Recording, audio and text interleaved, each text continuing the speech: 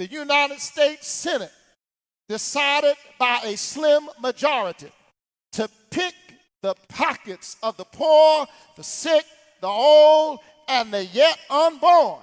With the Georgia runoffs coming up, Republicans are working overtime to try and expose the two Democratic challengers. And in their attempt in exposing Raphael Warnock, they have shown just how awesome he is. Now, let me first show you the headline here where they broke this story in the conservative media. The Washington Free Beacon here writing, Warnock, U.S. Senators, gangsters and thugs who aimed to kill children. Georgia Dems savaged lawmakers for supporting a 2017 tax cut. Wow, call them gangsters and thugs. Sounds terrible. Let's watch the video. While others were sleeping, members of the United States Senate declared war and launched a vicious and evil attack on the most vulnerable people in America. Herod is on the loose. Herod is a cynical politician who's willing to kill children and kill the children's health program in order to preserve his own wealth and his own power.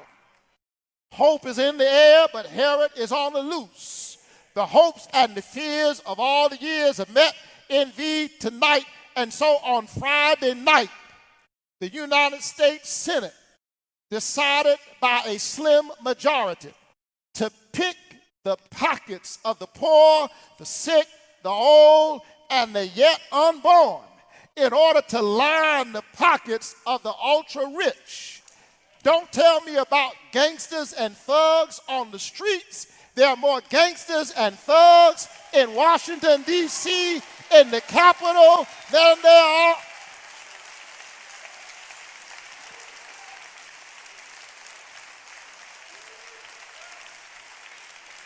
A bunch of.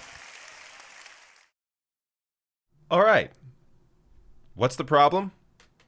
He's exactly right. This is discussing the tax cuts for the rich back in 2017.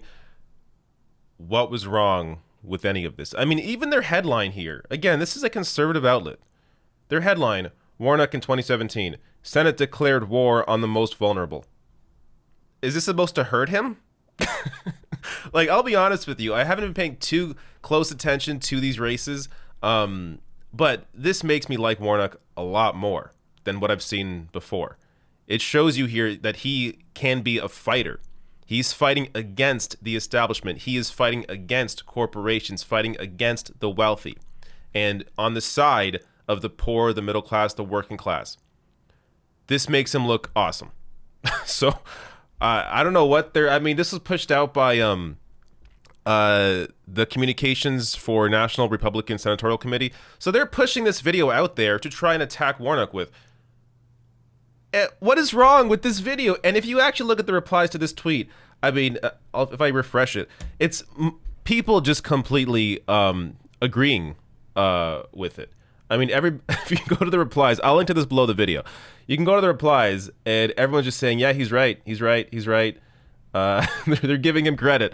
I mean, if this is the strategy to put videos like this out, I think all you're going to do is help Warnock. So go right ahead. I mean, that's why I'm covering this. I think this makes him look great. I think it's going to help him in Georgia. This makes him look amazing. So no problems at all with this. And they've been trying to use various things that he has said against him when he's just been exactly right. Another example of that, the National Review put this out. Warnock compares Netanyahu to Southern segregationist, warns Israel at risk of apartheid. Nothing is wrong with what he is saying here. In fact, if you look on the apartheid issue specifically, because this is the National Review, a little reminder here about who denied apartheid back in South Africa.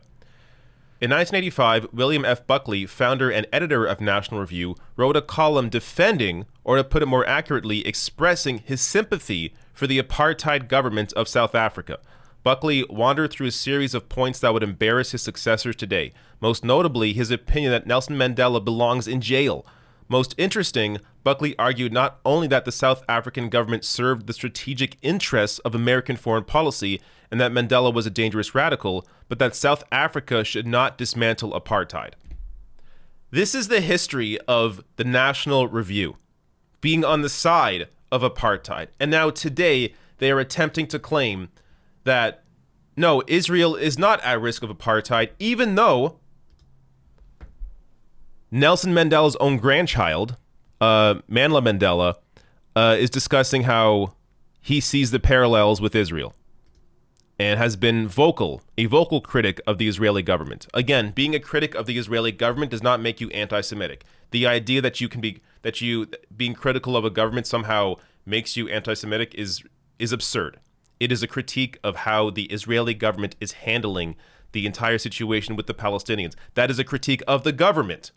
So when you have Nelson Mandela's own grandchild on the side here of Raphael Warnock and what he has said about Israeli apartheid, clearly nothing is wrong with what Warnock has said in the past. And I wish he would embrace it more. A lot of these attacks he's trying to, move away from, because again, he's taking the conservative democratic idea approach of, this is going to hurt him, when in reality, if you actually embrace a real message and just recognize reality, you're going to get more people out to vote for you, because you're not going to get the conservative voters voting for you anyways. So why are you trying to chase those conservative votes? Try and actually get people out to vote for you by embracing the things that you have said that are just based in reality. Now, one last thing here. Just a reminder of who he's up against. Kelly Loeffler, Georgia Republican who dumped millions in stocks following a private COVID-19 briefing, dodged a question about whether senators should trade stocks. Kelly Loeffler is the wealthiest member of the Republican Party. And this is somebody who, during the beginning of the pandemic, her focus was on stocks. So while she was saying publicly that, this pandemic's not going to be a big deal, behind the scenes, she was doing what she could to protect her pocketbook and make as much money as possible. Again, very similar, by the way, to David Perdue, who did the exact same thing. So these are people that are crooks. These are crooks that simply want power to benefit their own wealth. And you're seeing people like Warnock actually represent the people, at least in their past. And I hope Warnock goes further to embracing more of that fight that he clearly has in him.